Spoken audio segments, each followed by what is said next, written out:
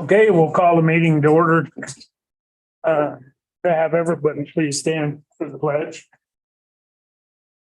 I pledge allegiance to the flag of the United States of America, to the republic for which it stands, one nation, under God, indivisible, with liberty and justice for all.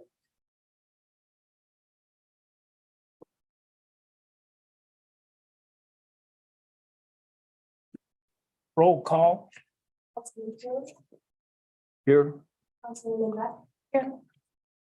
Councilman Jacobson, Here. Councilman Jerry. Here. Mayor Davis. Here. Okay, is there any additions to the agenda that's in front of the council? If not, could I have a motion to approve the agenda? Make a motion to approve the agenda. A second, Second. all in favor? Aye. Opposed? Carried. Okay, approval of last month's regular meeting minutes. Everybody had a chance to review those. Any question, discussion on them? Do I have a motion to approve the last meeting's minutes? Motion. Second, Second. all in favor? Aye. Aye. Opposed? Motion carries. Okay, approval of the bills. We have deposits in the $226,379.01. We have accounts payable. I think we can do this all at once. I'm sure we can. Accounts payable in the amount of $116,032.90. Payroll in the amount of $37,428.82. And transmittals in the amount of $25,696.52. Is there any questions about those? Do I have a motion to pay the approval of the bills? Make a motion. Second, Aye. all in favor? Aye. Aye. Motion carries. Correspondence, 3.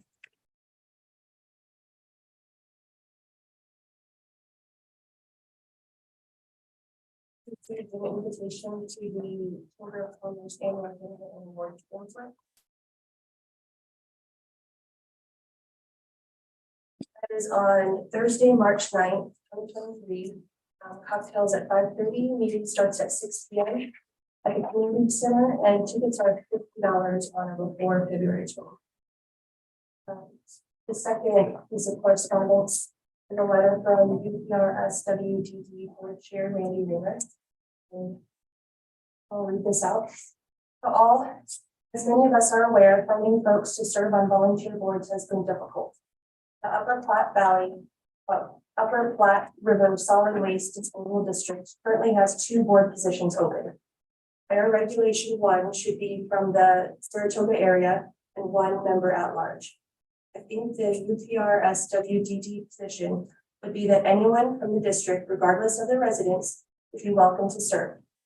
Hardin County appoints our board members, so a letter of interest would be required. The terms are for 3 years, although I think 1 position is filling an unexpired term. We acknowledge that as council people, there are plenty of meetings to attend without adding another. Our board would appreciate your help and possible interest in either serving on the UPRSWDD board, or maybe you know someone who could help us fill our board. Currently, there are 3 members: Randy Raymond, chairperson, Shelby Merrill, serving Encampment, and Leroy Stevenson, serving Riverside. If there is someone who would like more information, please contact myself at 307-329-8183 or Shelby or Leroy. Sincerely, Wendy Raymer. It's, do you have anything to add to that, Randy? Yeah, just to note that, the county, advertises our open positions, and they have been doing that since August. unsuccessfully as they had many boards around Carbon County. And our board just felt that maybe we could take a step forward and maybe there's one on the council. Someone that you know. People, because we all know different people that have different fields. That might be interested. It's really it's pretty easy work. Okay. Right.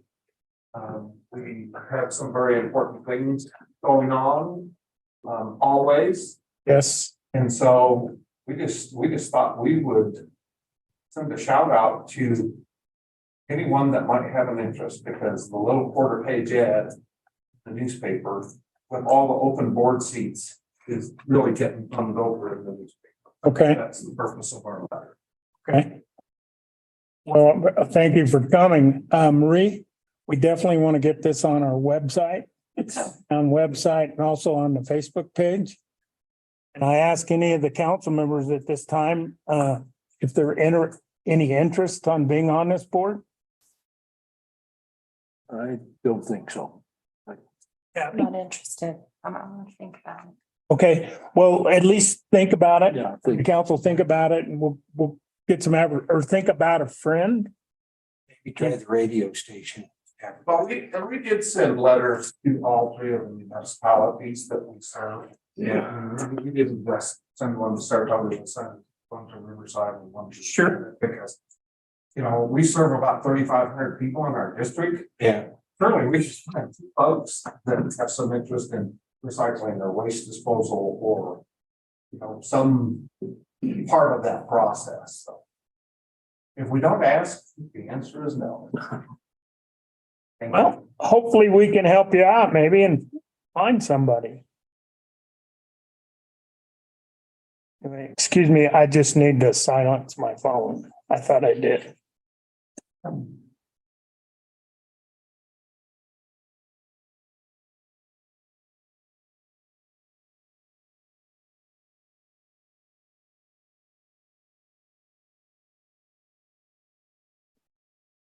Okay. We'll move on to items from the public.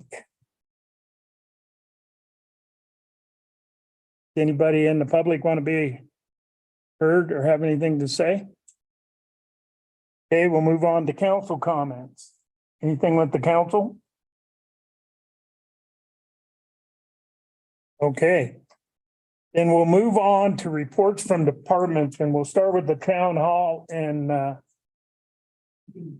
we'll start with John Nelson. He is here not as a past council member, not as a engineering firm. He is here as a concerned citizen that's putting up some very interesting information, and I'll turn it over to Mr. Nelson. Thank you, Mr. Mayor. I appreciate you guys giving me a minute tonight. I have some large versions of the maps that I think might be in your packet. And I don't know if we can put those on that screen or you just want me to on the wall here. Okay, But let me just get these out of my hand and then I'll start my spiel, I guess. You mind if I put these up? no, Easier if you guys can see this stuff. Marie's also gonna have it up here. If, Oh, she does? Okay, that's great.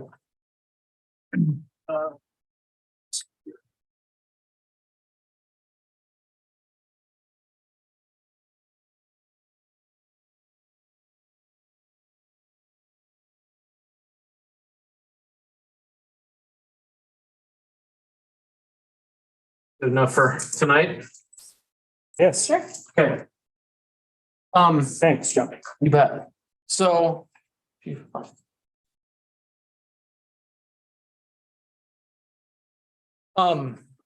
As most of you know, the town has been engaged with FEMA mapping for about 5 years now.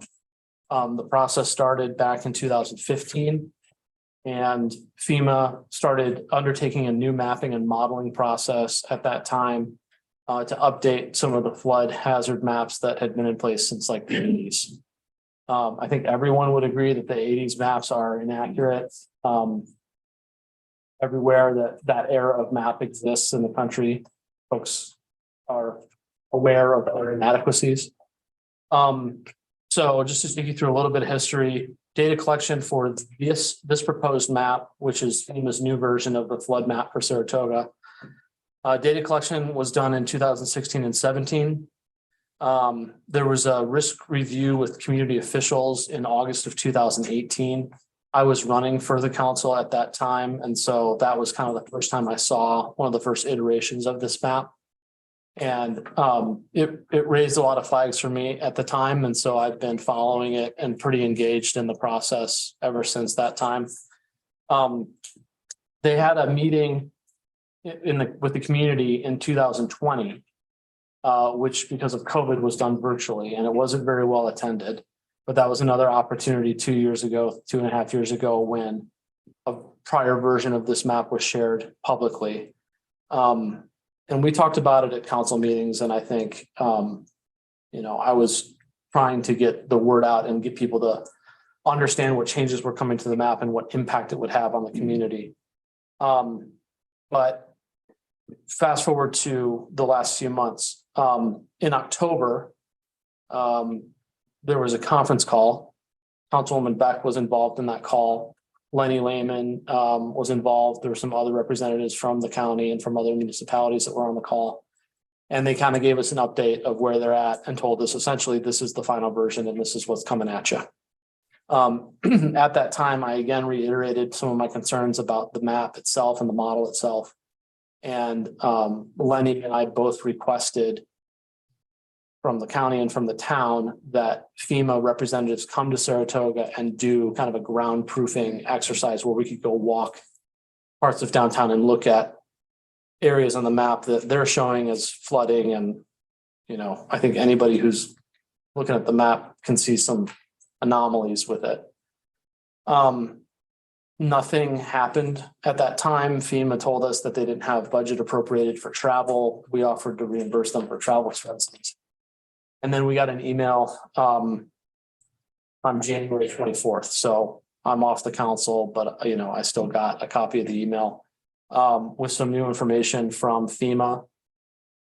Lenny responded to it and reiterated that request for a meeting in town.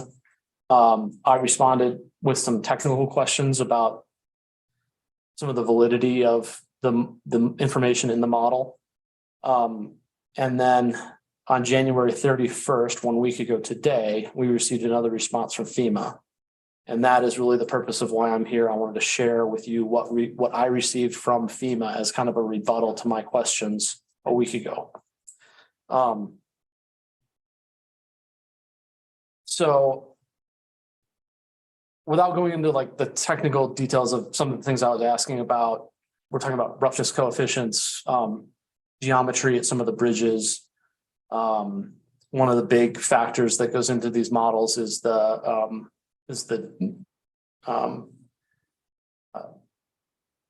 contraction and expansion coefficients at these structures, as well as the structure geometry. All that stuff's really important when you're doing these kinds of models. And let me be clear, I have a limited education on modeling using HEC-RAS, the software. Probably just enough to be dangerous, but certainly would not call myself a hydrologist or an expert. But the point is this: when they sent back information a week ago and said, here's the answer to your question, see attached, they provided a report and a spreadsheet. And I'll just kind of cut to the chase. That spreadsheet, I think, is in your packet. What they are showing and what they provided to us a week ago is that this model, let me back up and clarify that for everybody that can see this, the pink purple areas are areas that they identify as flooding and with a 1% annual chance. So it's referred to as a 100-year flood. What that really means is that there's a 1% chance in any given year that a flood event would make those areas in purple flood. And so those are the high hazard areas that are identified, which again, seems counterintuitive. I think seems counterintuitive to a lot of people who are residents and live here and understand where the high risk areas are and see that map and realize that doesn't make sense. So Anyway, getting to kind of the crux of the information we got a week ago. In the spreadsheet that they provided, which was to substantiate the answers to some of the questions that I had asked, they showed that the model is based on a total flow in the river of 16,610 CFS, which would produce a water surface elevation of 6786.80. You tie that out to the gauge that's out here on the river. It's a gauge height of 10.3 using that elevation, 10.30. Why that's interesting is because in 2011, the high water mark on record, June 9th, 2011, the river hit 10.49 at an elevation of 6786.99. And so essentially what we got last week says that in 2011, we had more water in the river than what their model is showing. And we know that those parts of downtown did not flood. Yet their model shows that with less water, they will. And so again, without going into the very technical details of how some of those factors and coefficients can be easily manipulated. I mean, they're subjective inputs. You know, somebody is sitting at a computer and they're going to decide that the end value for flow through the channel is 0.035, 0.034, 0.02, or whatever. You manipulate some of those values and it changes the water level, velocities, and everything. And so there's, in my opinion, an error in their model. We know we had more water in 2011 than they're showing on this map. And if in 2011, those parts of town were safe, why are they flooded in this model? Well, the answer is there's something wrong with them. And so really for the last 4 years, this is the kind of information that I've been asking for or trying to find to substantiate what I see is just a map that doesn't make sense. And now I think we have it. And we received it. It's their data. They sent it to me. They sent it to Lenny and others on the email. I think Christy Rowan with the county planning and zoning was also copied on the email as well. And so I think where that puts us is we have a decision about what to do with that information.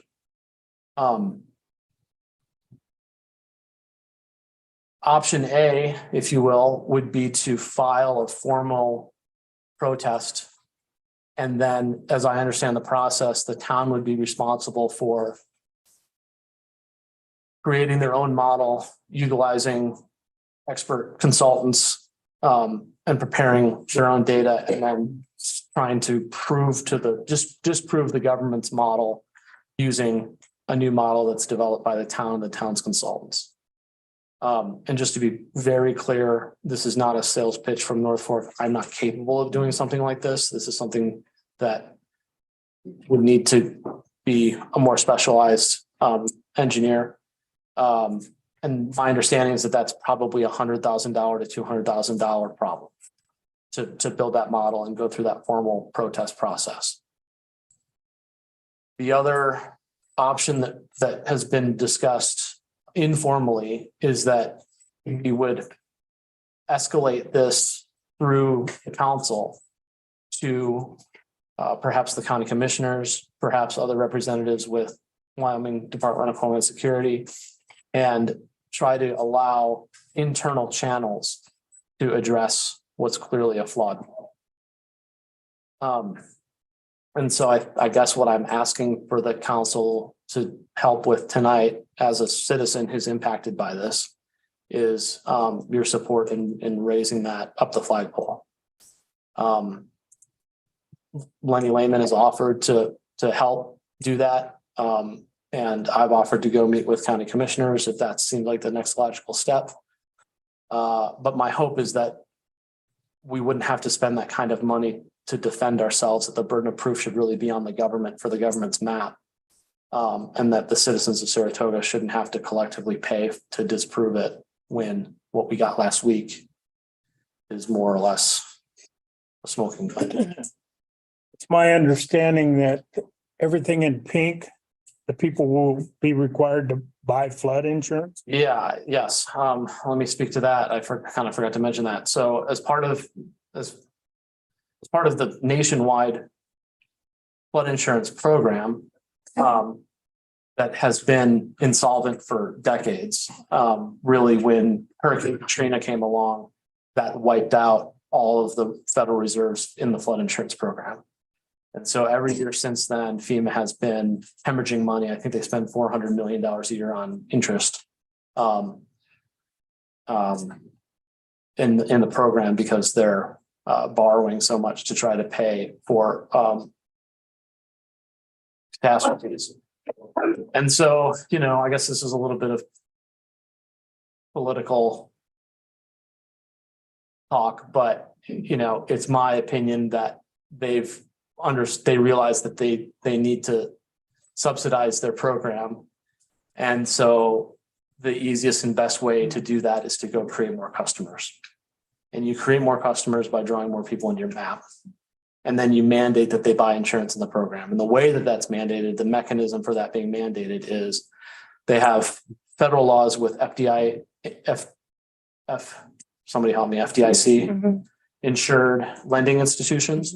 And so if you have a mortgage with a bank that's FDIC insured, which any lender other than, your rich uncle is an FDIC insured institution, that they will fine their civil fines for those institutions if they don't force their borrowers to comply.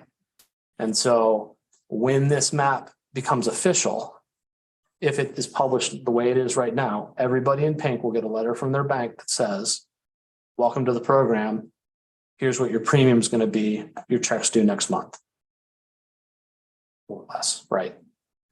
And so I think that's another reason why, if it's going to be compulsory and mandatory, this is really something that we as a community should try to address collectively rather than leaving everybody defend for themselves. One thing that FEMA told me was, well, anybody who doesn't believe that they're at a flood risk can always do an individual, it's called a LOMA, a letter of map amendment. But I think that's just kind of smoke and mirrors, because what a LOMA does is it essentially recertifies what the elevation of your structure or your property is.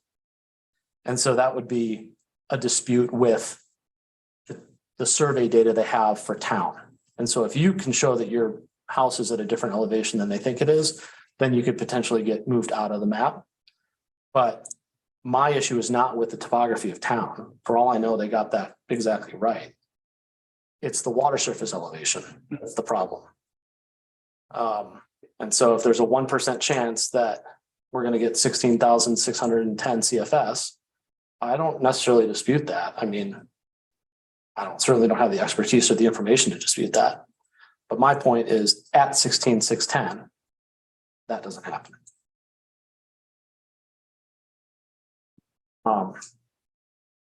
And if we zoom in on that, there's just all kinds of spots that it's just really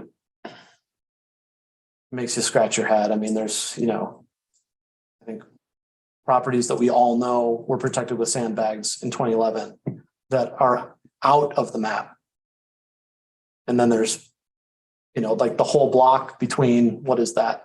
Elm and Hickory between 2nd and 3rd.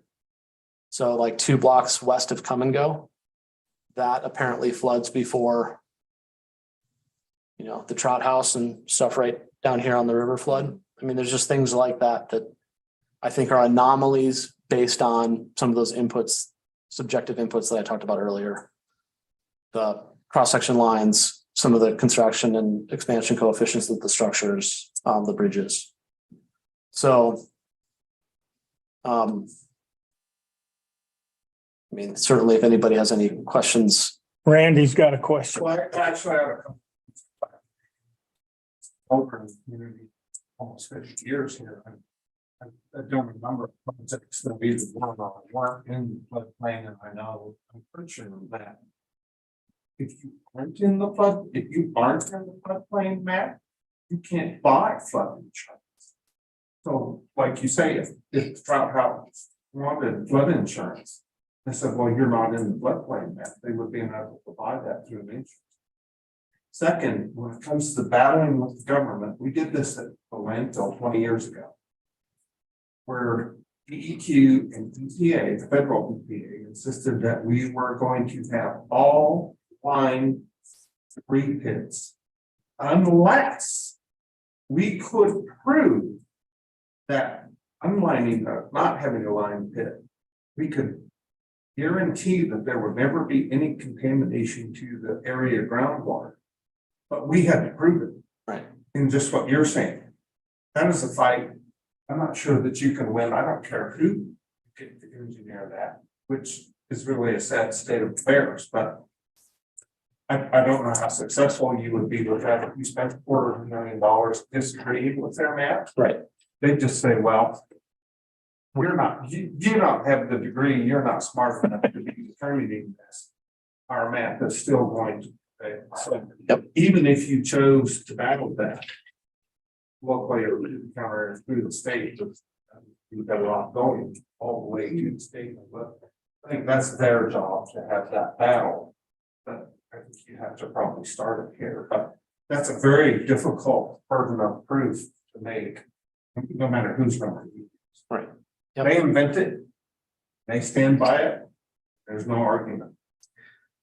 Yeah, and I mean, there's like one of the lines in the email, I asked a question specifically about the contraction coefficient at the bridge, which is just a number you input into the system, and it tells you how slow the water, how much the water slows down when it gets to a bridge, basically.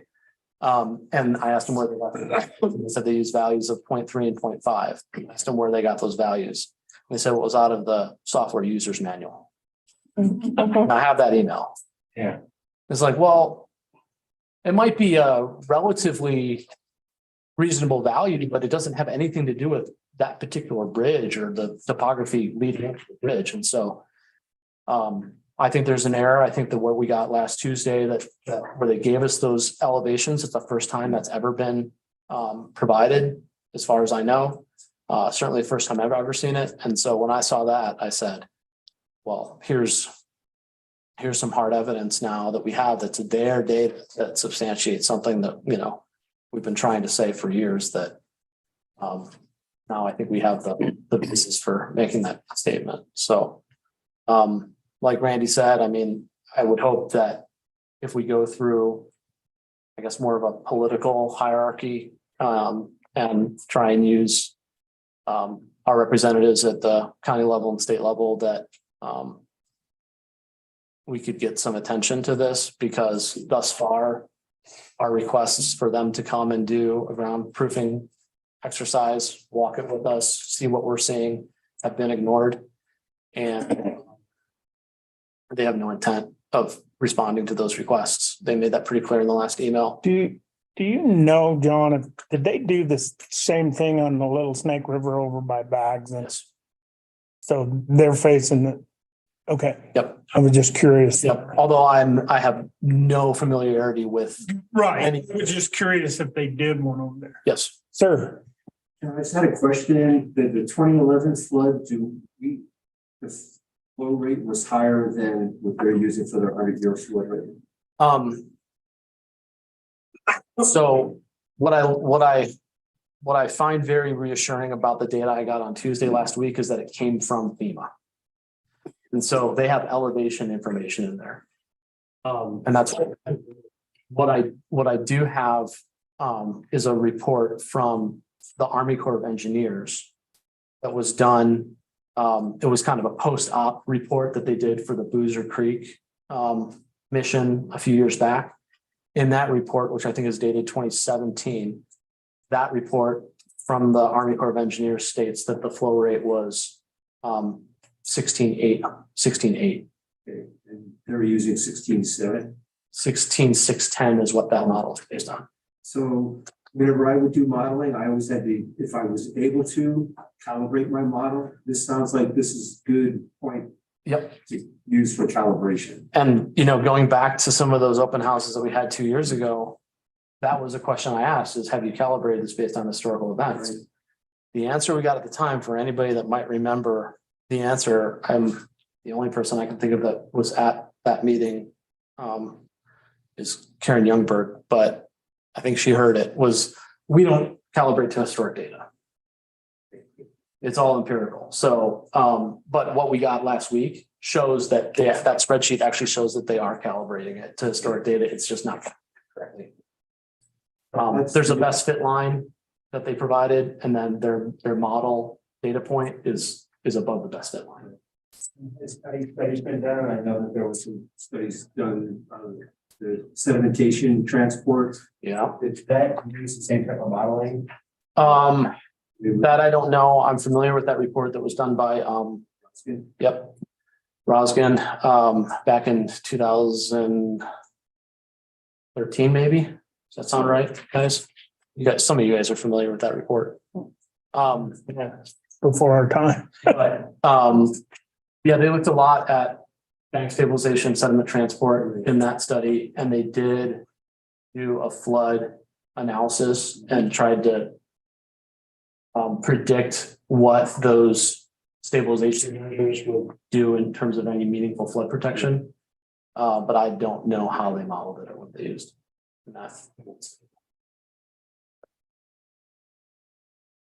So, And them two numbers could differ because they set it for a variable of certain percentage, maybe. which numbers? The numbers, the height numbers that they're based off. Yep. They used a variable They're of their number. in what they provided, they showed the datum that they corrected for the appropriate datum. So they took, there's a older datum and then a newer datum for a lot of historical survey information. And so some of these gauges that were installed have been installed for 80 years are on an old datum.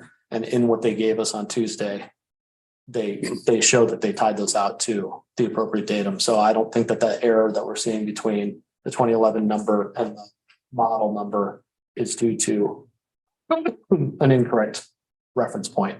They're all referencing it to the same correct elevation. And I don't know how you guys want to proceed. Clearly, I'm willing to be useful to the council in any way I can. And so. So basically, I guess you're asking for our support and moving it up to the county and possibly as far as we can go. Yeah, I think so. I mean, what was discussed offline was that what's been happening thus far is I've been having a banter essentially with a bureaucrat in Washington, DC. And that's not going to get us anywhere.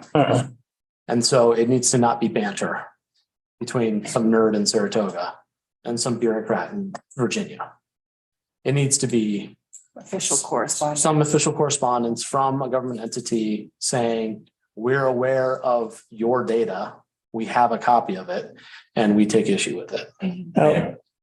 Was my understanding Lenny was going to take this before the commissioners, or was he waiting for us? He was, because, Lenny's philosophy as an emergency manager is everything starts local. Right. And so he thought it would be best that I first approach the council with my concerns and bring you guys up to speed with it at this forum. And I think he is certainly willing to help arrange a meeting with county commissioners if that's the direction we want to go next. But we didn't make any decisions. We basically just said, let's, John, talk to the council this week and let me know what happens and how I can help. I would like to move forward with it. I have to agree with Randy Raymer that we might be fighting a dead horse, but it's worth a shot. I think it needs to be brought further up the chain to the state, possibly even our federal legislators, and see if we can come up with something. So, do you want us to initiate a letter? I really would like you to stay participating in this because you're pretty well versed in it. Yeah. Way more than any of us are. Clearly, I mean, this is not something I just flushed when I ran for council. It's something that affects all of us in downtown and And pretty passionate about, so. so, I think maybe the next step is just taking it to the county level. And let's see with a letter from the town of Saratoga to Carbon County Commissioners. Let's see what they say. and we could do that, and maybe when the letter gets to them, we could a representative or two from here could be there with you and Lenny, and That, yep, so take any backup. I can. council in favor of that. Yes. Probably ought to ask for a motion to draft a letter and get it to on its stages on at least getting it headed towards the county commissioners, and then then we can form another, come up with something we can work with the commissioners to go further up. Yep. And I'm sure they'll direct Lenny in this, helping us with that, would be my guess. I'm not opposed personally to contacting the state and see if there are any other counties and towns dealing with the same thing. I know FEMA's amending the map across the nation, so. Yep, and Carbon County was, just happened to be on their list when it, Mhm. at this time, so. Yeah, there are very similar maps being proposed and in the same process, and Elk Mountain, Backs, like you mentioned, Savory or Dixon. Rollins. I can call Cheyenne and see if they Yeah. can point me somewhere. I think, one thing is we may be in a unique position that may separate us a little bit from some of those other municipalities because they may not have that background data that I got last week. And very true. They may want it, right? Yeah. So, Well, I say we definitely need to go before the more government we got involved, maybe it'll help a little bit. Right. So, or even some of our state legislators, I mean, anybody who, like I said, just, it's been a conversation between me and somebody with FEMA yeah, far away. And so I think the more conversation that can be had at a state level or a county level, there's folks that are our state representatives and our county commissioners that can have conversations with other people at Homeland Security. well, that's why I asked about bags, because one of our state legislators lives in bags. So I think we should follow through, and I'll ask for a motion to get this letter drafted and then participate in this any way we can. And I think one key thing for that letter is that the reason this letter is happening now is because new information has come to light last Sure. that we didn't have a year ago. So, Well, we can all brainstorm on that. Put our thoughts into it. yep. Okay. And to Lenny's point, it's worthwhile for us to keep pushing on them, bringing an official spokesperson here to explain. Yeah. Those changes, we mentioned that, we wanted that to happen for the end of the year and didn't happen, so.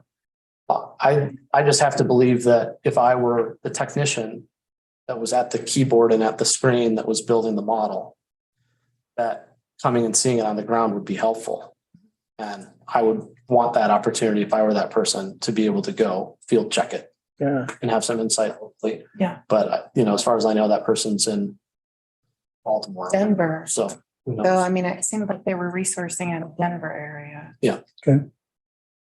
So could I get somebody to make a I'll motion? make a motion that we draft a letter to the county commissioners to start investigating what John's brought up on map amendments. Do I have a second? Second. All in favor? Aye. Opposed? Carried. Thanks, John. Appreciate your time. Of my neighbors as well. I appreciate it very much. Thanks a lot, John. Thank you, guys. Okay. Please excuse Councilman Jacob Flutie, he has a phone call from work, so. Show him out. Okay, moving on, we still have a quorum. We'll move on to the Spring Avenue Waterline Grant Agreement. That agreement was just sent to us, and so I need, a motion for the mayor to sign this. This is so that we can receive, 966,268. This was the grant that we were scored number one on. Motion that. Okay, Second. all in favor? Aye. Aye. Any opposed? Motion carried. Okay. Then we'll move on to a letter from the Department of Revenue. Marie? So we did receive a letter from the Department of Revenue stating that the town of Saratoga is compliant to the tax year 2023. Everything has been agreed, and we are good to receive funds for this year. 2023 or 2022? That's good to hear. They would have probably withheld this grant. Correct. For people that don't know that when we were at the WAM conference, they're getting the legislation making more demanding for municipalities to monitor the money that's given to them. And they're putting a lot of pressure on us to get training, and which if we don't come in compliance with their training, basically they said anybody involved with spending federal public money will have to go through this training. And if we don't come into compliance, they can withhold our training. They put a penalty into this new bill that they can even have us removed from office. So it was given over to the Department of Audit, and they don't even know how they're going to lay out the program yet. So we have no guidelines on it. We just know we have a year, correct me if I'm wrong, a year from July to come into compliance. Correct. So anyway, we'll keep everybody posted on what type of training. This could include some board members. Mail, yes. Yeah, so, and this was done by the legislation, so we have no choice but to come into compliance. So I'm sure you've probably been made aware of that. So, Somebody handling public money. yeah, anybody, so, One thing we don't do is we've got some state grants, but we have never taken a federal grant. oh, okay. That's not a bad idea. So, As far as landfill districts. right. Right. Okay. Then we'll move on to a notice of public hearing on the Corbett Medical Building. And that will be on February 21st, 2023 at 5:30. It'll be 30 minutes before the council meeting. So, and this has all been published. It's all out there. So just to bring everybody aware of that. Okay, and then we'll move on to Never Forget Me Park.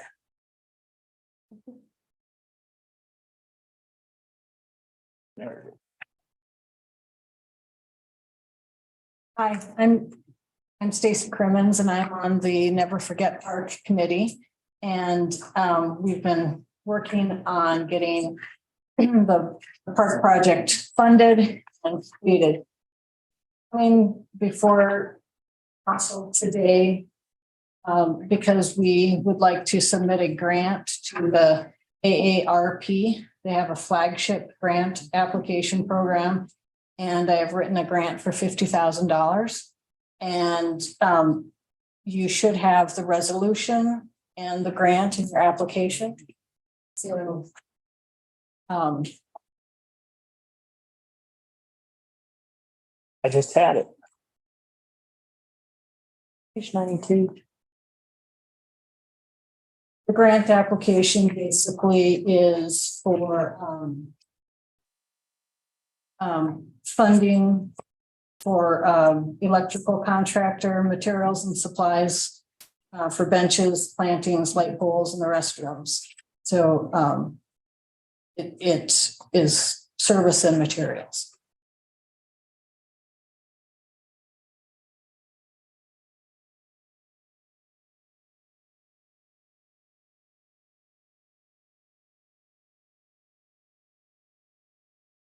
So what you're asking for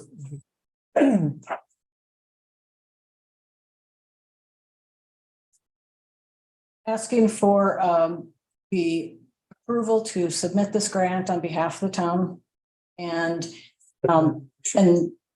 use the resolution to make that authorization. Marie, would you read this resolution, please?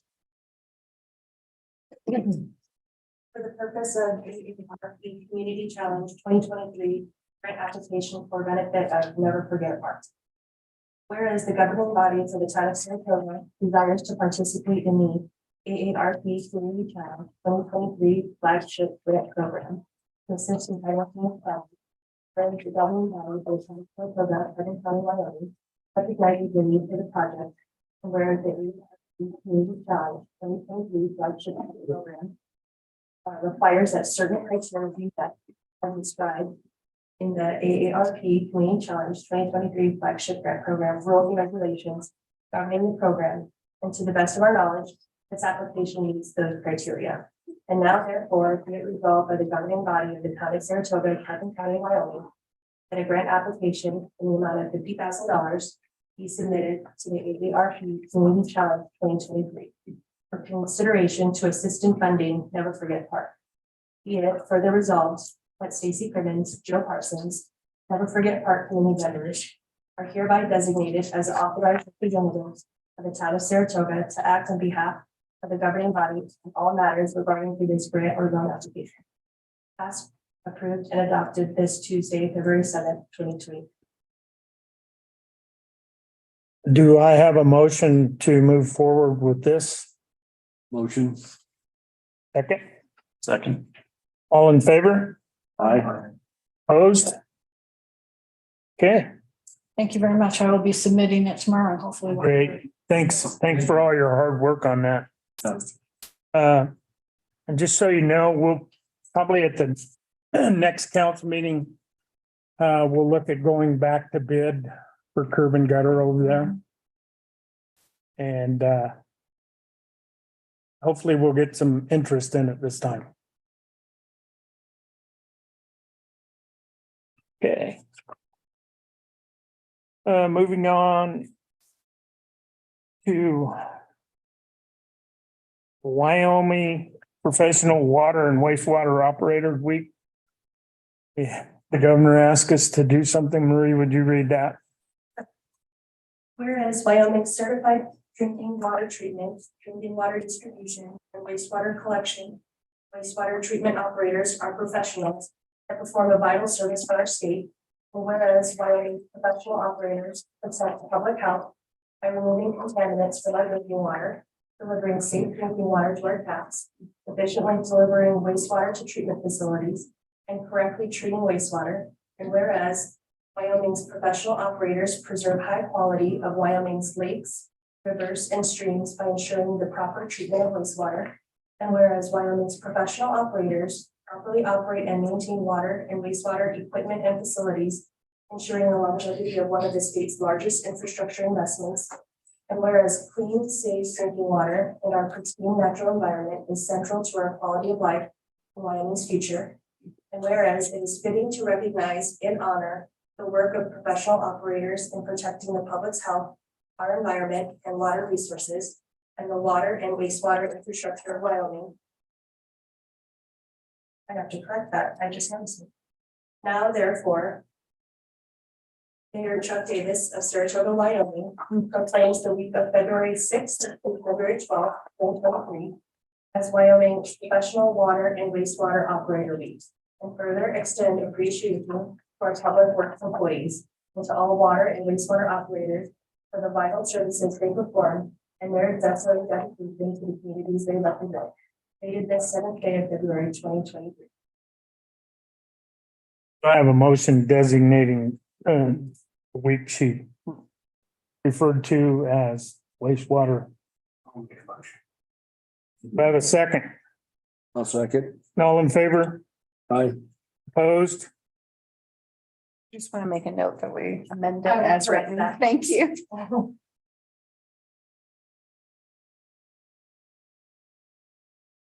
Okay.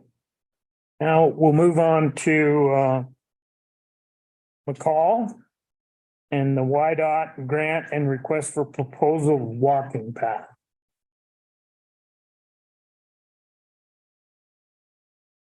Good evening.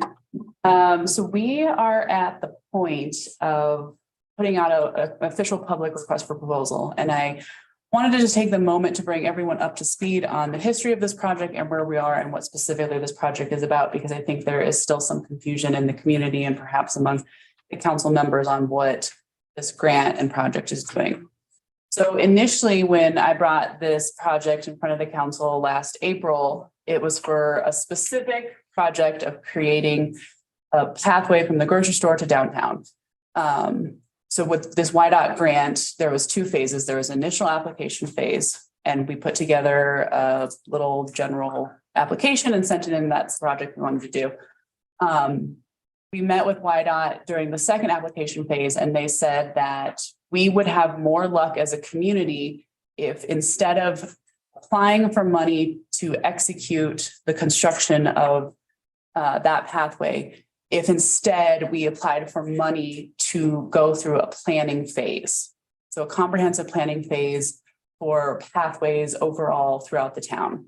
And once that was complete, then that gives us a lot more strength and power to then go after grants, do the design and the execution phases. This grant that we're dealing with right now is not the actual construction of a pathway from the highway to downtown. I think there's still some community members that didn't quite get that memo that our trajectory changed halfway through the grant process. So the grant timeline now, and I sent, let me get my notes here. So we got officially awarded $200,000 to do this planning phase. And it's going to be a comprehensive plan. And that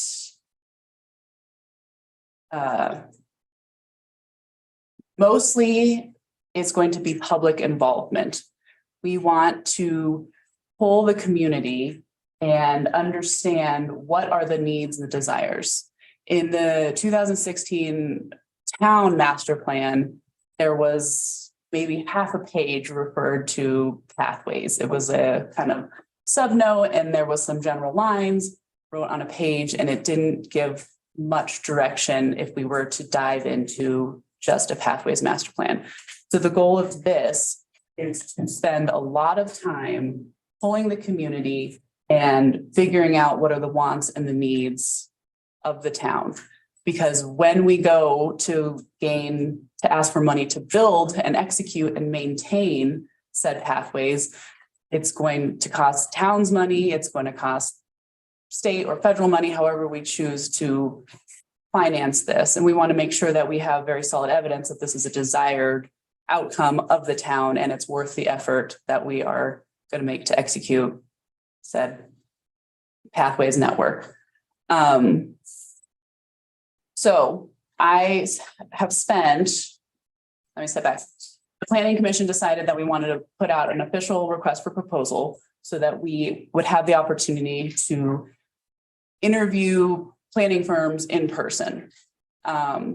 Because we thought that this phase of the project there needs to be some sort of personal connection, I feel, with the firm that is going to be facilitating these public meetings and creating this master plan. We want them to be the right firm who's going to take the time to get to know our community, that's someone that the community can trust with taking their feedbacks and synthesizing it into a plan. So I wrote up an official request for proposal. And basically the point of this is to, again, synthesize the requests of the community, but then take those and create the next phase. So we will, after this project, this planning project, in addition to getting a map of where we want paths to live, we will hopefully also get phases of how to execute it. So phase 1 is top priority.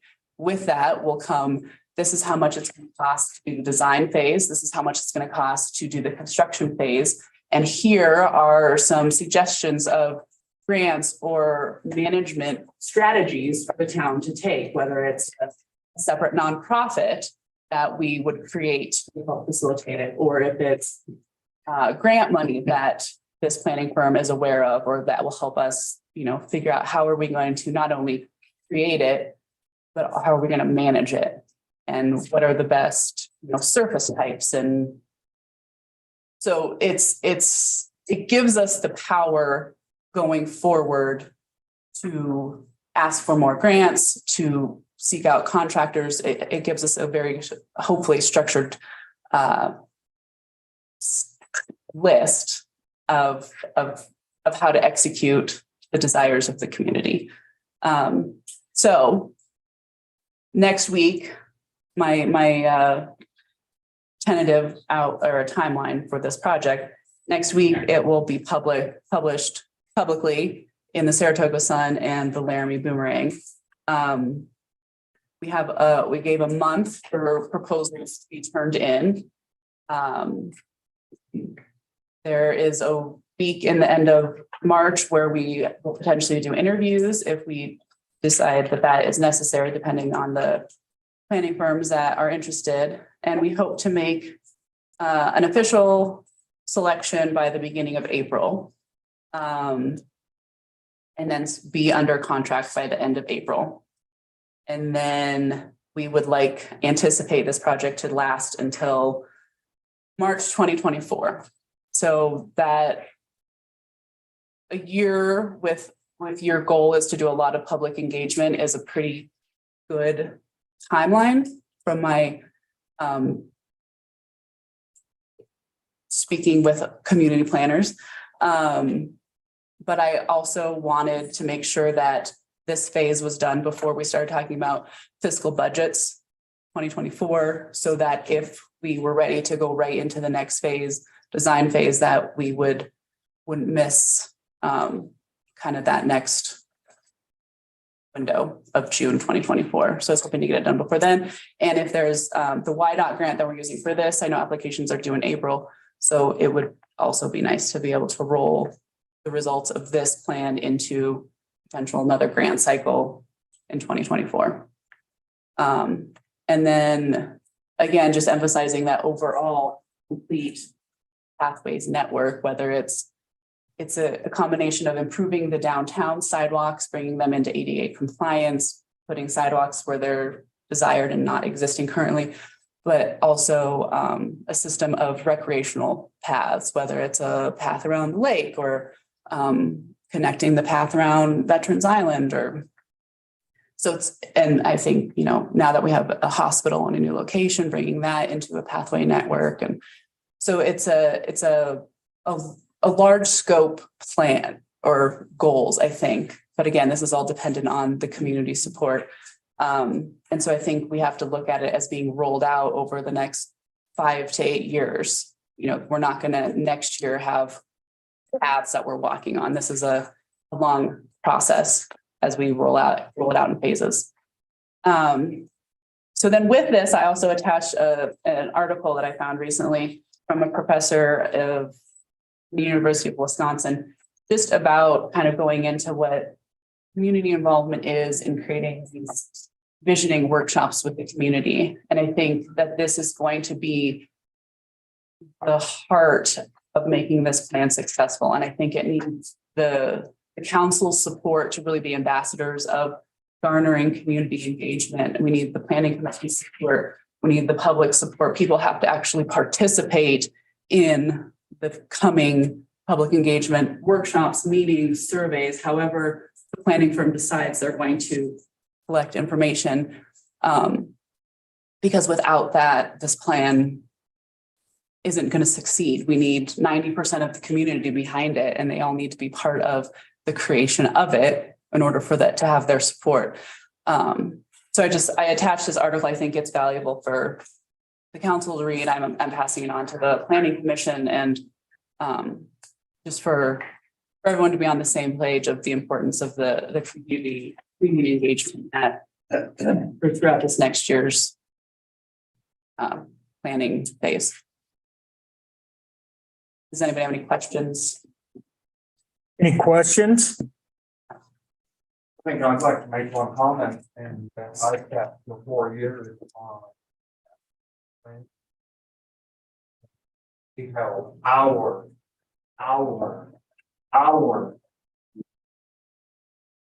So I might suggest, although I might have been that if there's not anything more than a half a page in there, then at the time that it really wasn't considered very important. Well, also that was a town-wide comprehensive plan, right? So you were dealing with lots of different topics and planning the town. Have you read the master plan? I have.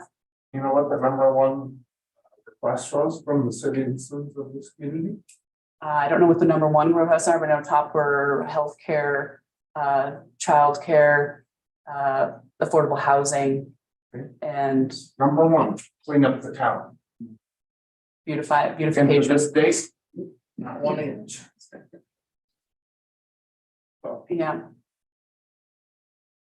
So, Got it. but, Thank you. okay. Thanks.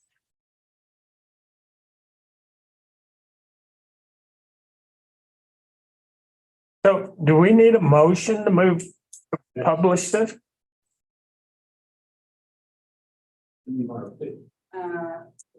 And I don't guess, because it's federal funding, I know there was discussing before the difference between federal funding versus state or money. I don't know, but if when it's needed, I guess this would be the time to make it. So you've been approved for this study, Yes. basically, and that's all this is a study. Correct. Okay. We've been awarded the funding of To do the 200,000 to study. do the studies. Yes, Mhm. yes. I mean, the town is matching 10%. So there is some town money going into it. So I guess Correct. it would hurt to have an additional. I'll make a motion to continue. I suppose submitting the RFP, is that where we're at? A call? Submitting RFP and advertising for it. Okay. Well, it's gonna cost us $20,000, is that what to Yeah, but it was. do a study to see if we want to do It's this? already been part of the previous fiscal year's budget. For the $20,000 the town is looking at, has already been allotted for. Matching was approved when they pursued the grant. Okay. So that was done by the past council. Okay. Okay, so I'll make a motion to move forward with the RFP. I'll put it that way. I'll second it. All in favor? Any opposed? Okay.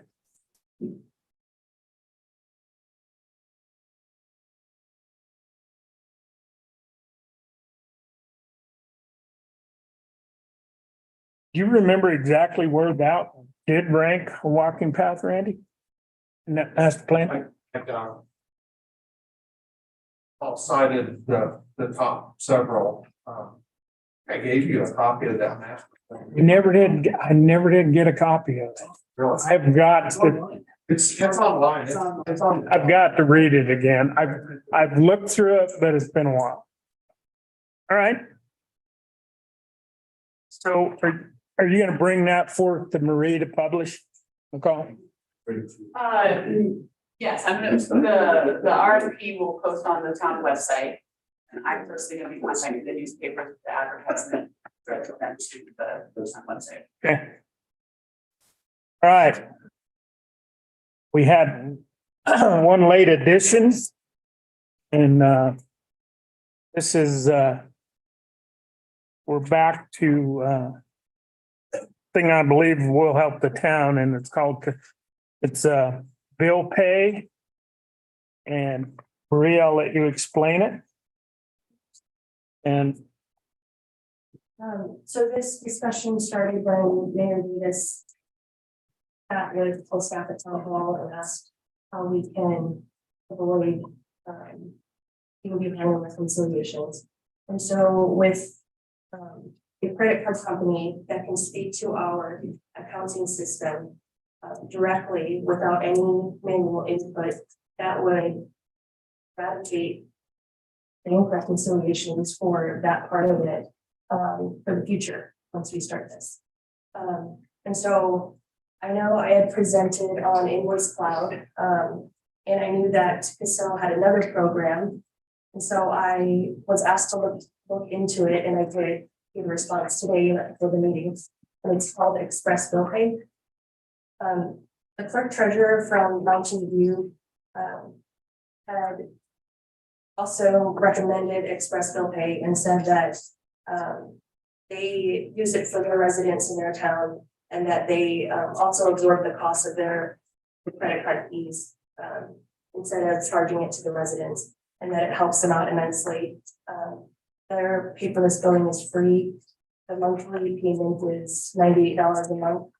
And then there is a initial buy-in with Express Bill Pay, which I negotiated with them, and they dropped it $2,000, and that is $3,250 is the initial buy-in. So after 17 months, this would be cheaper than Invoice Cloud.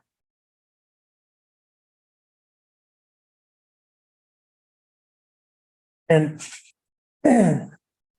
you know, I support this after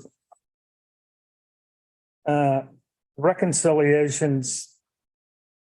I still can't answer why we got so far behind. But we did. And the mistakes that are made from human error is what causes it. And we've got to correct this so we can get on track.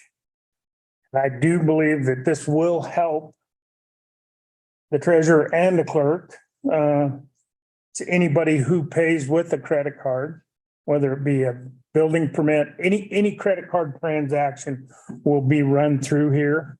We still have a paper trail. We're required to have a paper trail and per audit or something along that lines. Being in the office, I see the amount of people that do come in and pay with credit cards. I strongly support this. I believe it will save some man hours. Excuse me, lady hours. And confusion. But I do support it, and I would like to move forward with it. Yes. First, let me say I'm 120% in favor of doing this. It is the right way to manage time. When we took the billing for the landfill, we moved it to an online. You put in your credit card, you set up auto pay. It all happens without anybody having to touch it, and the read is correct. It reconciles. The one thing I think you might check, it is because the landfill is not a municipality, it is allowed to get the credit fee. But there's an equity as a municipality. If Bree uses her credit card, she gets a 3% benefit, and you pay cash and you don't. So legally, there may be an issue here, and it may have changed from 3 or 4 years ago. And it was the one issue that we had to address when we started this. Other than that, Maria, and we've done the landfill and we've done several others of these, is absolutely the right way to manage that. So, one of the things you could do, I believe, is you could set up a fund for all credit card payments. And then it is available to everyone, whether they use it or not. So you are pre-funding that rather than giving it to each individual. Okay, It's a way to do it. and Maria and I know we were aware of that. We discussed this. We were gonna get in touch with the people that we know have the exact program, and they absorb the credit card cost. And it was done in Mountain View, but their water bills are over $100 a month because they have to, the way they have to supply water. So we were gonna check with them on how they do, because that is a gift. You're 100% correct. It's just so old, so. What I am saying is, you can set up a fund as a municipality. It is a gift that's available to everyone in your district. Okay. And therefore, you use those funds to offset the fee. Okay, That's one way to do it. It's a little more complicated, but it will work. You can't get clearance from whoever. thank you for the comment. So anyway, I would entertain a motion to go ahead and start with this program. I have a question on the licensing. Is this a one-time licensing? Is this every year recurring? It's a one-time licensing. And the Casell system we're using right now, the program we're using, is it a one-time fee or are we paying an annual license? And Casell, so for Casell, they always have a fee that goes with the module. And so their fee for Invoice Cloud or for Express Bill Pay is $100 a month. And that's it. It would never raise. It would just be $100 a month. okay. And is this only, we can only use this if we use Casell for accounts payable? Or is it a standalone? So if this is only contingent upon us continuing to use Casell. Correct. Okay. Well, actually, no, I Okay. take that back. This can be used separately. Okay. Not with Casell. So if we got to the point where we decided we wanted to drop Casell for accounts payable or managing it for other reasons, we could still use this. Correct. Okay. But the benefit with this is the fact that it does speak to our accounts. There's an integration there. So, Yes, okay. with courts, with utilities, with other things. Okay. even with And- rec. Yeah, I'm not 100% sure, but it works with other programs like Casell is what we have been told about this. So are we making a motion to sign this agreement or are we making a motion to do further investigation or get some? I'm additional asking for a information? motion to move forward with this agreement. Part of the civic cost plan stuff or is it separate from that? Is what I'm asking for. I'll make a motion. Do I have a second? I'll second. All in favor? Aye. Aye. Any opposed? Okay.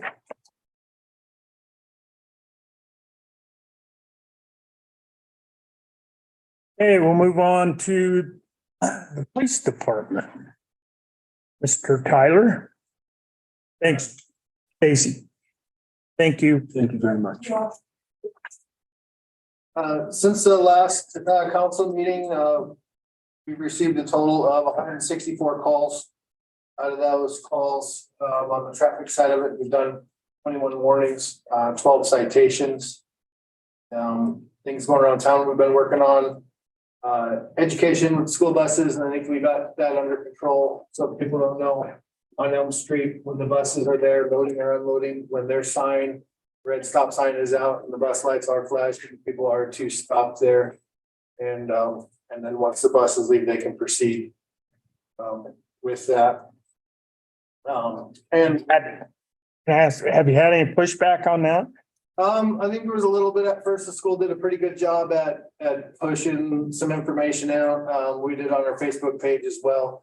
And it got their results, and then they were doing a lot of educational traffic stops, just informing people of the rules if they were going through there, so, we should have that rolled out. And then, everybody's aware too, Mount Lion in town around the hot pool, so we've been assisting, game and fish with that.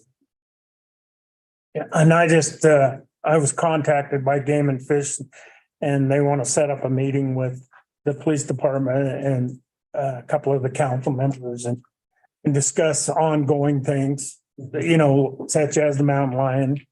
And we still get complaints of deer in town and the people feeding the deer out of their hands and so. Anything else? That's it for now, unless you guys got any other. Any questions for Sergeant Christian? Okay, we'll move on to the fire department. I just got this on my phone. From Creed.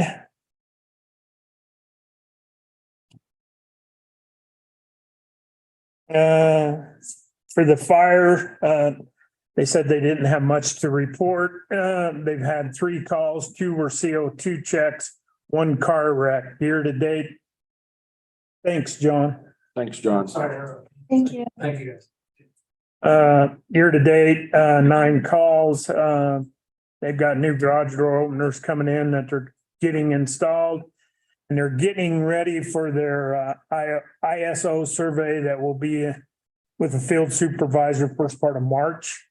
And for people that want to know this, the lower we can keep our numbers down, the cheaper our insurance is. And I believe Creed told me that we're at a 4 right now. And so it was supposed to happen not too long ago, but due to COVID, it was postponed. So.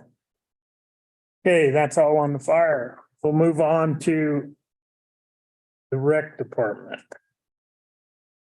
All right, I'll start off with action items off of the agenda. So, sports and fitness, a company out of Colorado, they delivered 3 bikes for me yesterday to complete our spin room. I have an invoice of $2,065 for delivery, installation, and the 3 bikes. Is that up and running? Yes. Okay. And while they were here, they did maintenance on all 6 bikes that we had, or sorry, not 6 bikes, all 9 bikes that we now have. So they maintenance the 6 bikes that we currently own, and then they maintenance the 3 that they brought in when they. So we are ready in that room. And he also took a look at a fentanyl that I had that was acting up. So he took a look at that, fix that while he was in town as well. Good. Do I have a motion to pay this bill of $2,065 sports fitness equipment? I'll make a motion. Second, I'll second. all in favor? Aye. Aye. Any opposed? Okay, we'll move on. Next invoice is for Colorado Cardio. This is for gym equipment that was delivered in December. They delivered 2 treadmills and a water rower. Installation fee as well.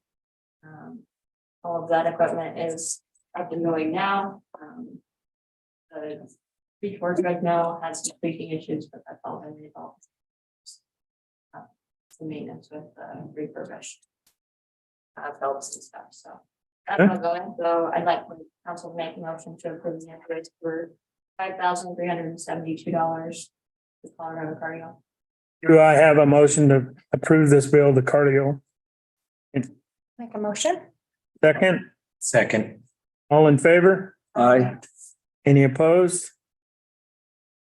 Okay, the CCSD number 2 grant. So in front of you, I have the grant application that I would like to request to submit to the Carbon County School District number 2 Recreation Board. The grant is for a total of $15,000. How much? 15,000. Thank you. 9,000 of that will be for open gym supervisors. $2,500 for maintenance, chemicals and supplies for the pool. $2,500 for lifeguard certification, CPR, first aid, certified pool operators. certification, water safety instructor certification for employees of the town of Saratoga, and $1,000 for children's life jackets, floats, and wheels at the pool for safety. So just letting you guys know about that grant, but also to read the resolution to request permission to submit this on. Okay.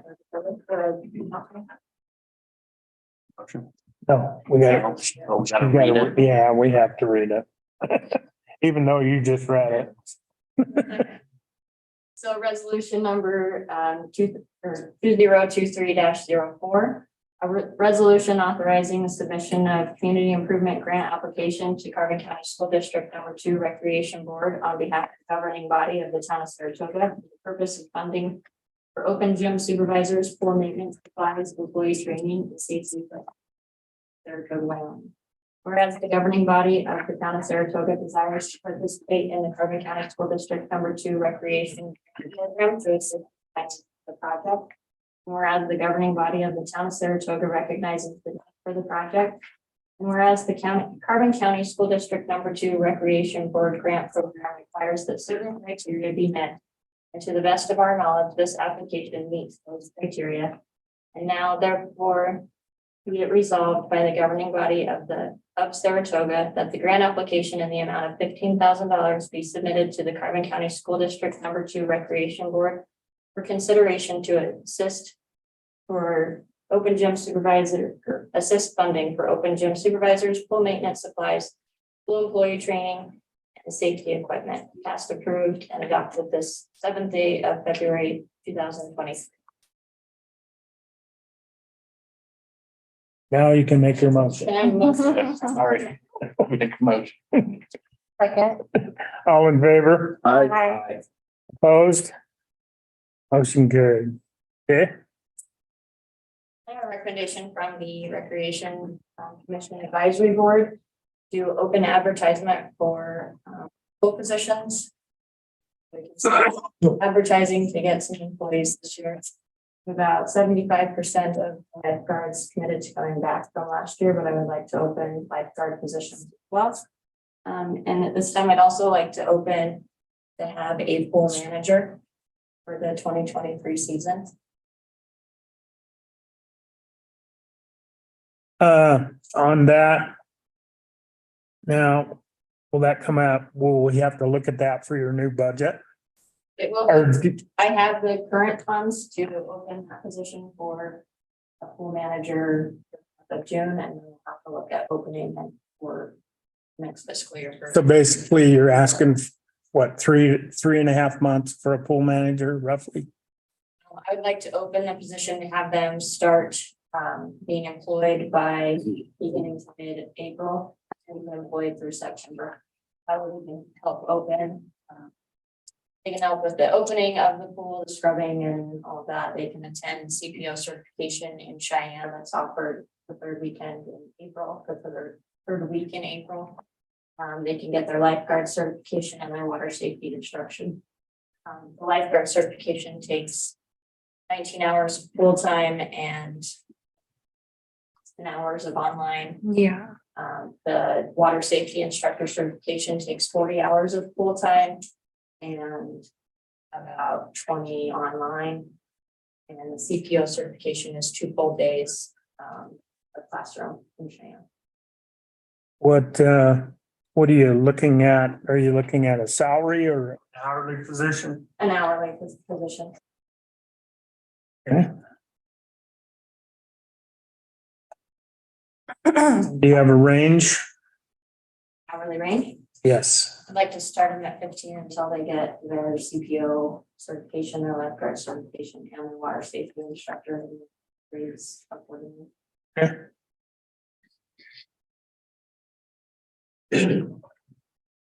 Okay, tell me why you need a pool manager. Hours that it takes to run that pool. I was at that pool over 40 hours every week this summer by myself, running with CPO certification. So I'm the only CPO in the town of Saratoga. If I leave my position in Saratoga, the pool will have to close. You cannot have a CPO outside of a 1 hour range for pool inspections. Okay, so did you still run with the gym? That was part of your duties too? Okay, Which I believe the gym got neglected a little, and that fell on the community center more than it should have.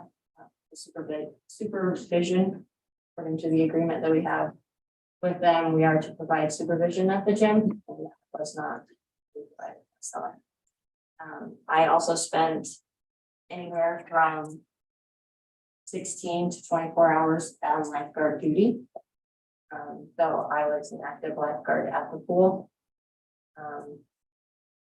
And it just took a lot of time. Yeah. Prior to COVID, the town of Saratoga has always had a pool manager. That was not just the rec director.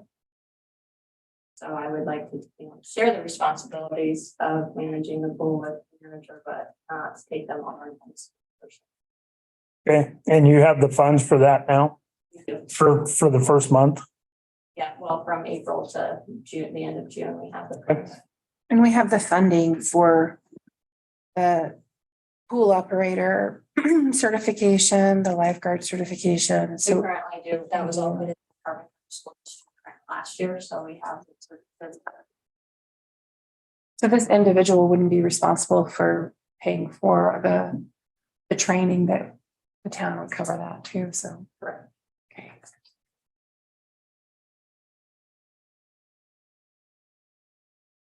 I'd support this Council. request. Are we gonna advertise that, or we got somebody in mind, or? We'd open it to for advertisement, so everyone. That would go along with your lifeguard.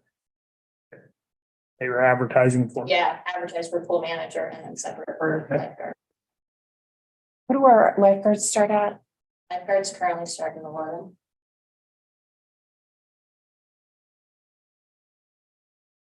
Okay. Which is the lowest rate in Carbon County. Yeah. So, I would like for us to look at raising our wages for lifeguards, those coming back and those starting. And I don't know that we're going to get many candidates to manage the pool at $15 an hour. I'd even raise that. I would suggest we go 18. That's a commitment of April, correct me if 5 I'm wrong, months. since they're seasonal. They work 40 hours with them. By seasonal, that isn't defined as 6 months or defined seasonal. Okay. So no benefits. No benefits.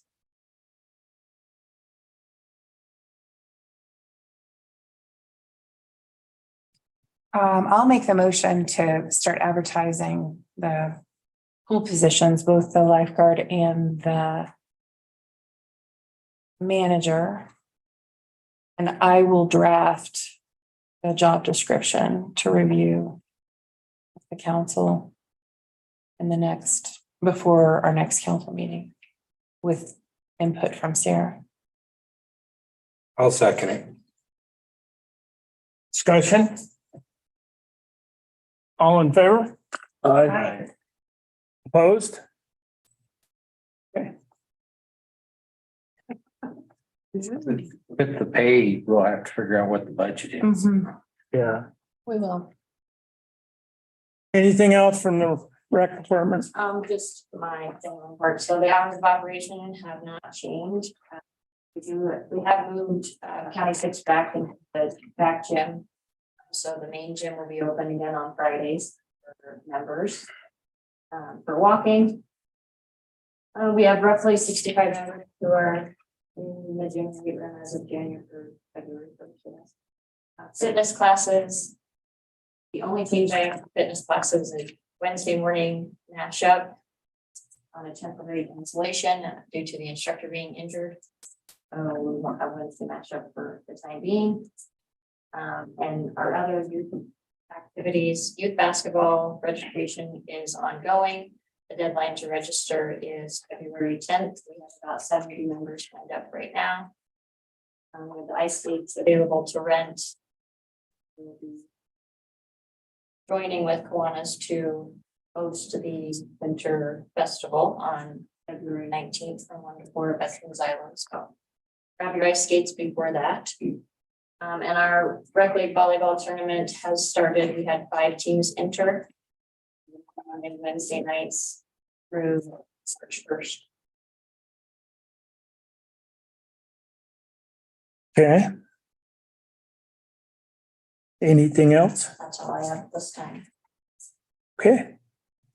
Thank you very much for your time.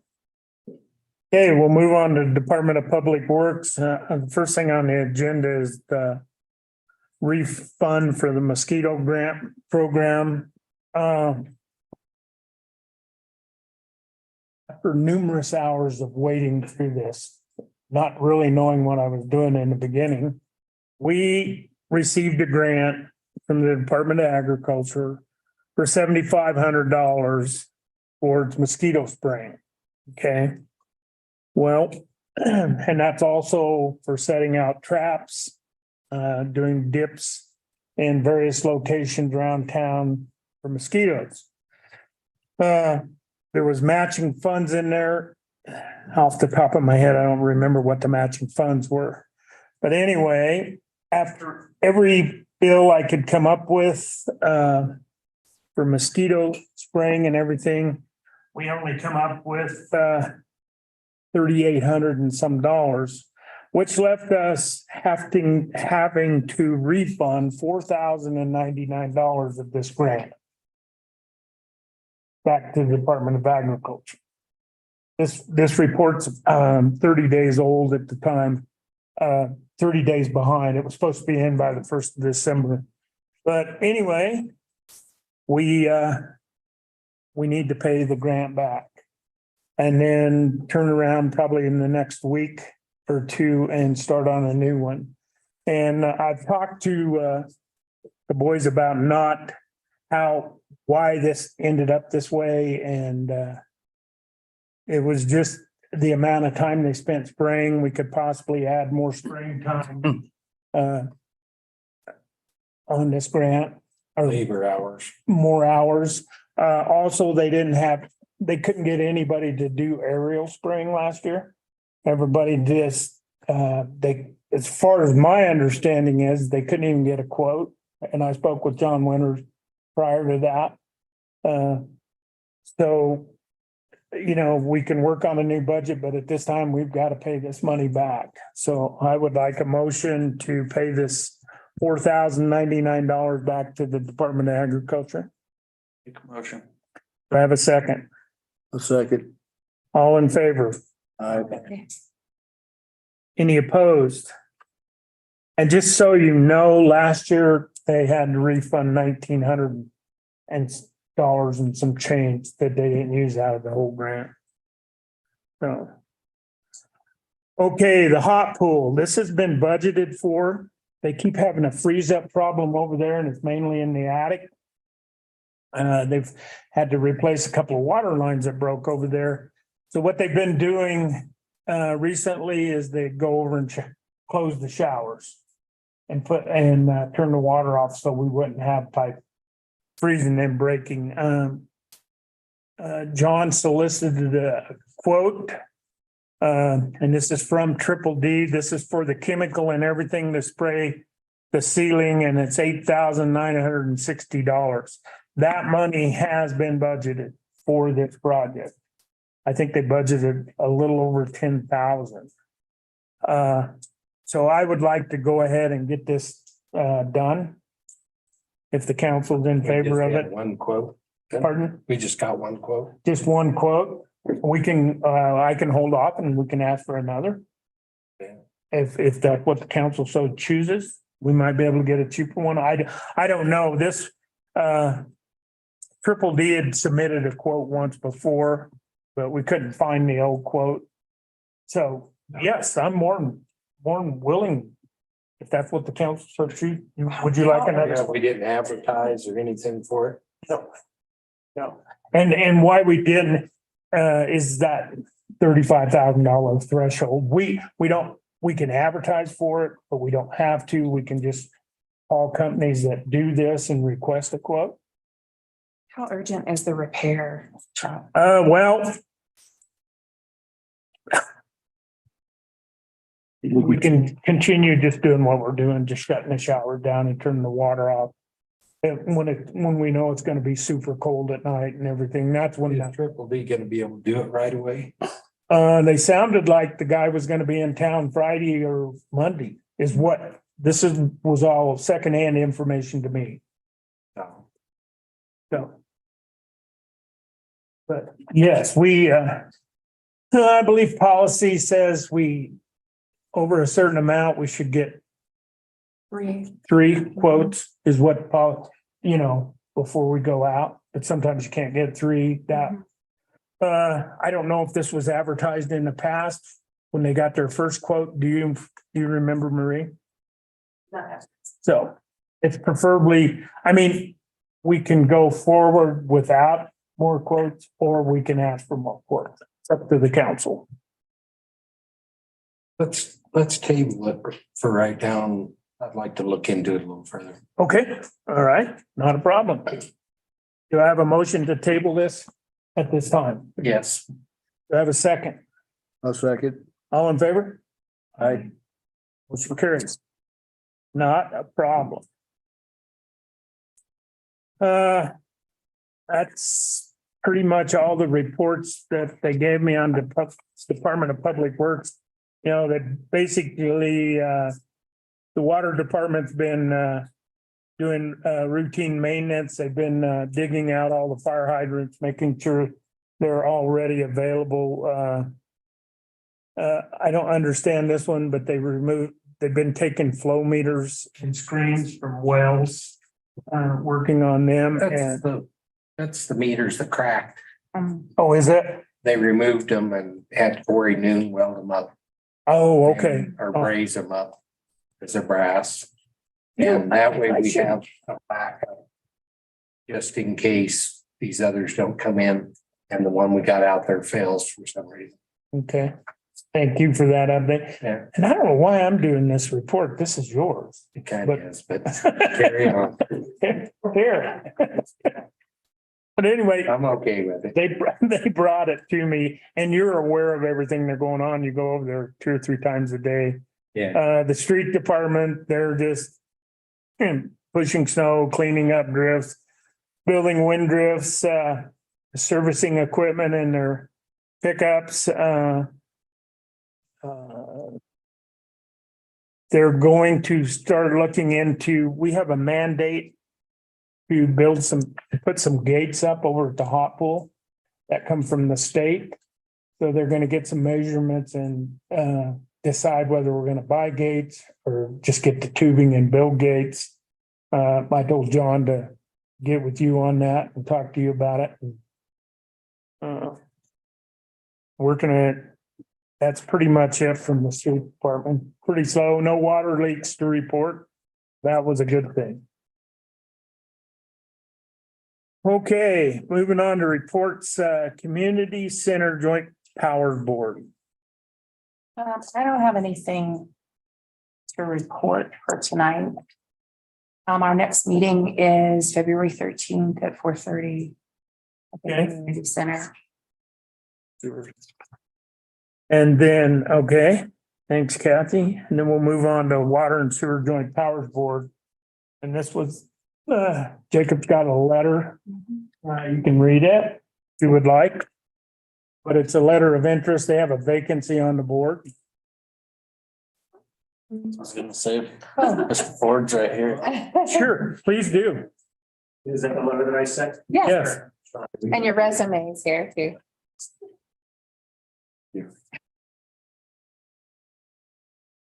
Well, Mayor and Council, thank you for considering me for this position.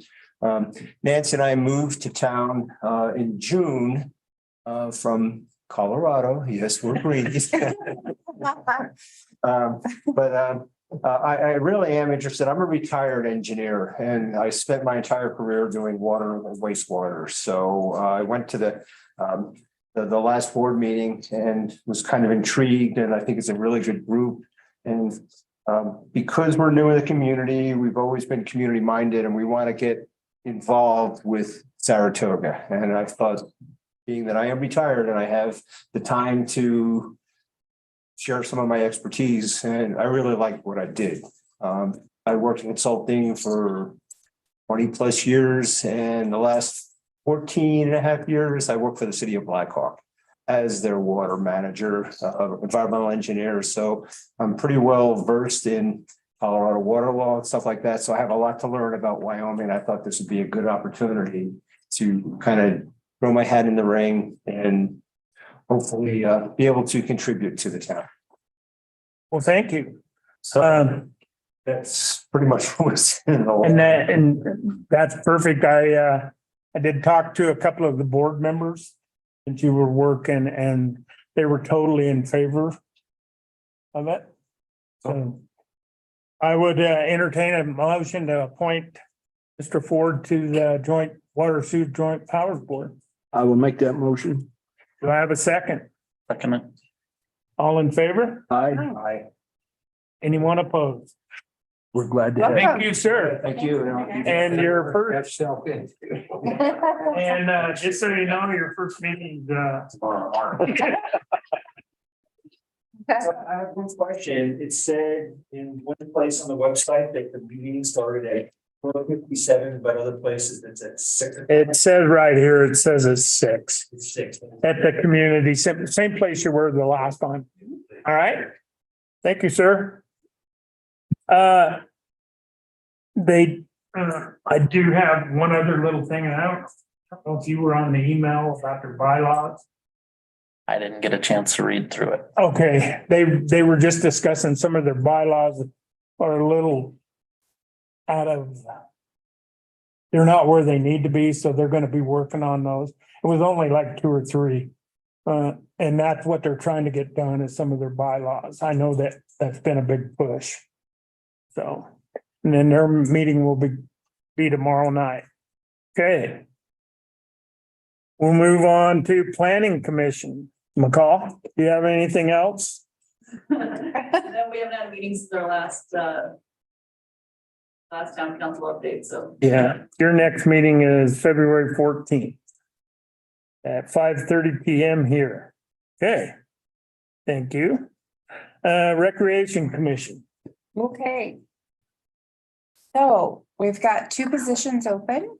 We have a letter of resignation. I'll read that real quick from Steve. We've since had another come through that we'll read at the next council meeting. 3 years ago, dear Mayor Davis, 3 years ago, I was appointed to serve on the Recreation Commission. I've been honored to serve on the commission recently. Changes in both my personal life and professional life responsibilities have put an increased demand on my time. As a result, when my term expires in April, I will not be seeking reappointment. I'm sending this letter in hopes that it will provide you sufficient time to find a replacement on the commission. I believe that Sarah Laughlin is doing a great job as the Director of Recreation Commission, and that the members of the board are all excellent people, and the commission is in good hands. So from Steve Nichols. So we've got 2 positions open, one out of town, one in town. If you have any questions or would like to discuss what we do as a commission, contact Sarah, you can contact me. We'll put those on the town website so folks are aware of when those positions are open. We have one open immediately, as well as this April for Steve's spot. He's the in-town position, and then we have an out-of-town position. If you're interested in doing that, sending in that letter of interest, just contact us. February 19th, Sarah mentioned this, is our winter festival that we're hosting with the Kiwanis group. So at the ice skating rink on Veterans Island, 19th of February, 1 to 4. We'll have games and small prizes for the kids. We'll be serving chili, popcorn, cotton candy. There'll be a fire pit, bring your camp chairs. It's a family-friendly event, and it's all free. So please come out and enjoy the day with us. And I think that's it. Do you want these advertised in the paper any?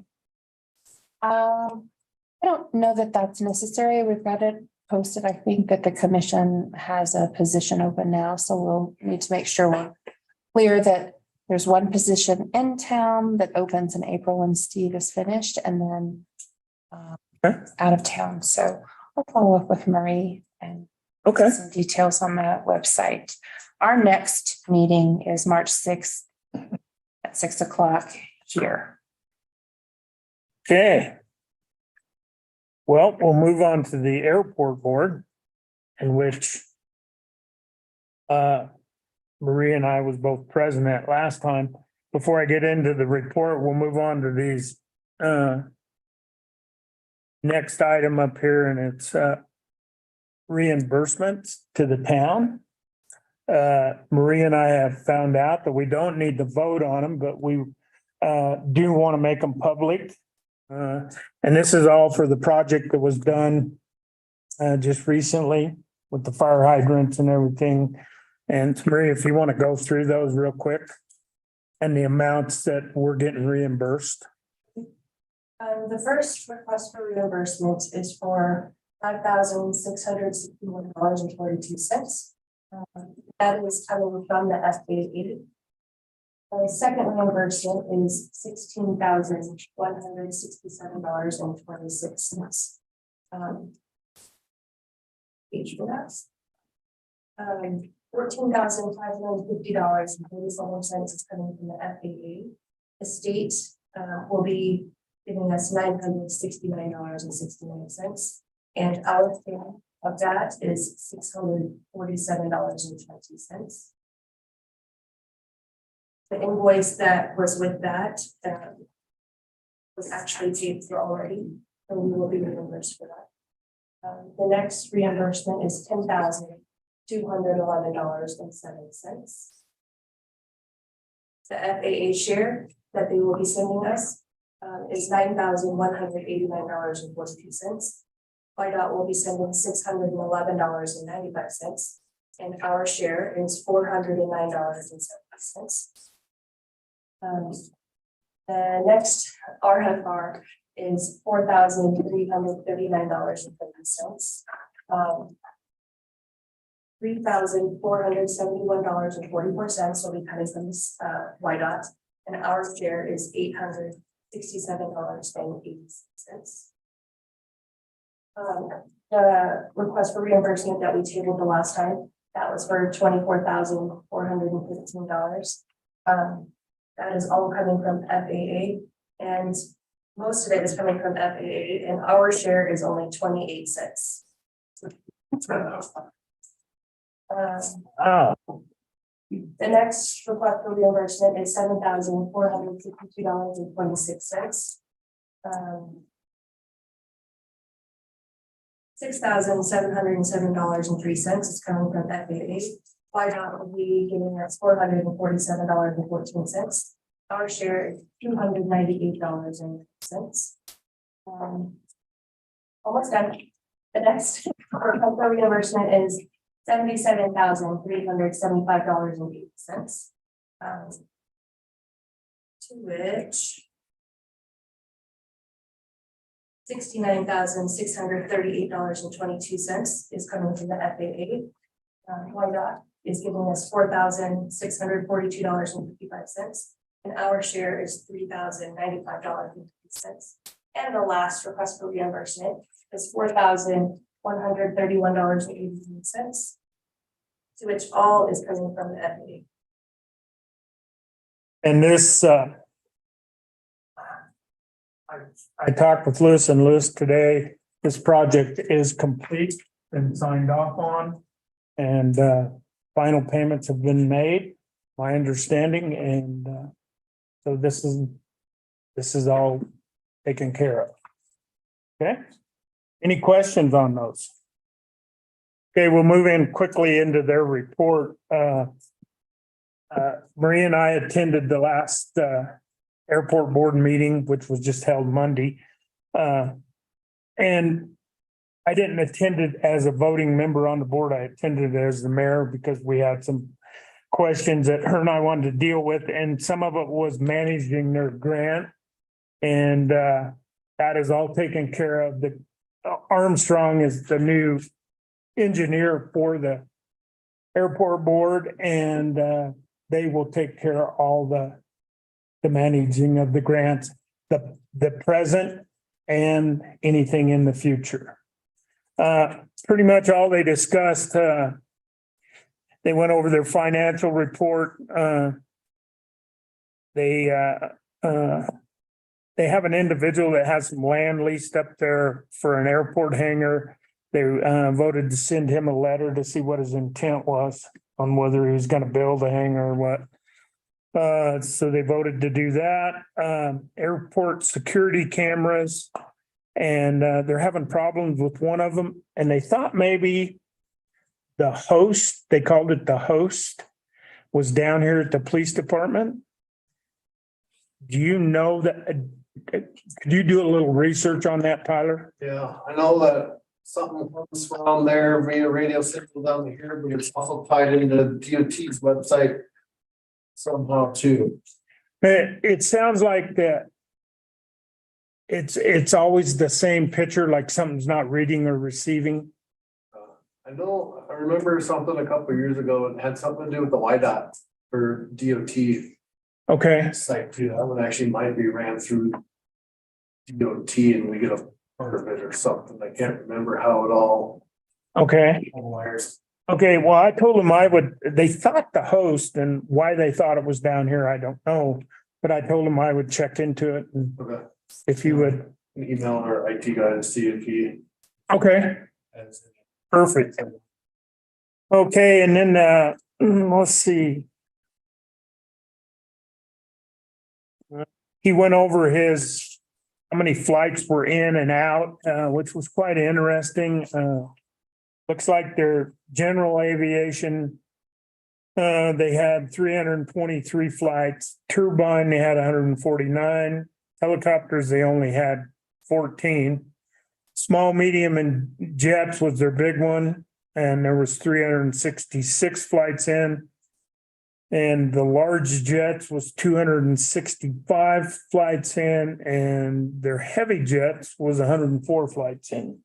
So actually, they're pretty busy up there. You don't really realize it. I'll put this out there. It's for anybody to read.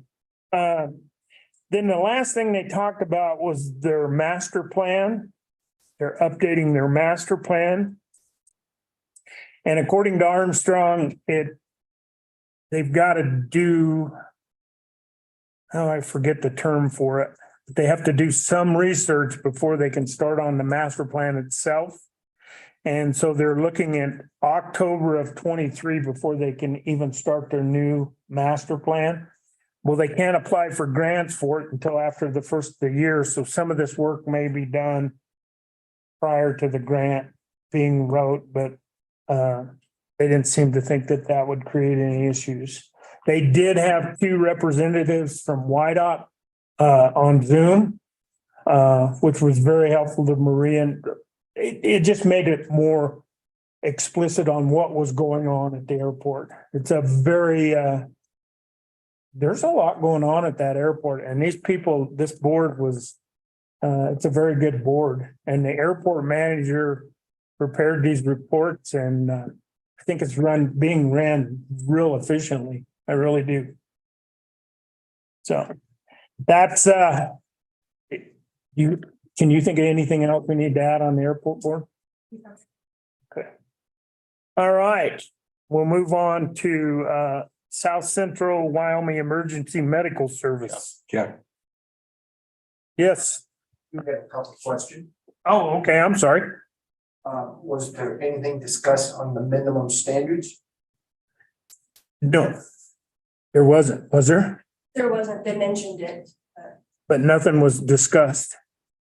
Also, why was it changed from to the 6th on the last airport board agenda and the town council member?